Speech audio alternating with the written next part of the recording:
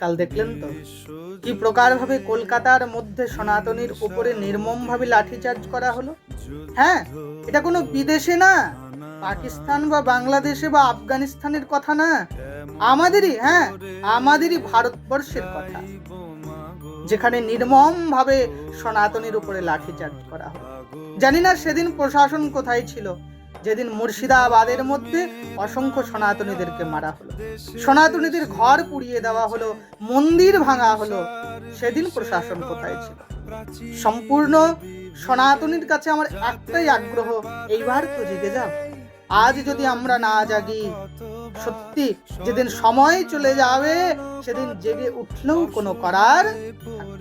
তাই সম্পূর্ণ সনাতনীদের চরণে আমি নতমস্তক হয়ে একটাই কথা বলবো, পশ্চিম বাংলা রাজ্যকে যদি বাঁচাতে যাও, যদি পশ্চিম বাংলাকেও দ্বিতীয় পাকিস্তান বাংলাদেশ করতে না চাও, এইবার জেগে যাও।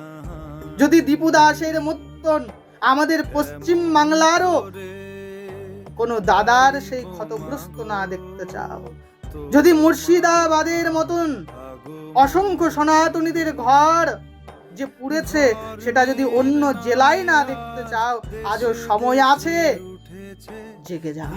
একটাই কথা বলবো, জেগে যাও। জয় শ্রীমন নারায়ণ, রাধে রাধে, জয় ভারত মাতা, জয় গোমাতা। আবার বলবো, তোমরা জেগে যাও, আর ঘুমিয়ে থাকো না বাঙালি, আর ঘুমিয়ে থাকো না সনাতনী। এইবার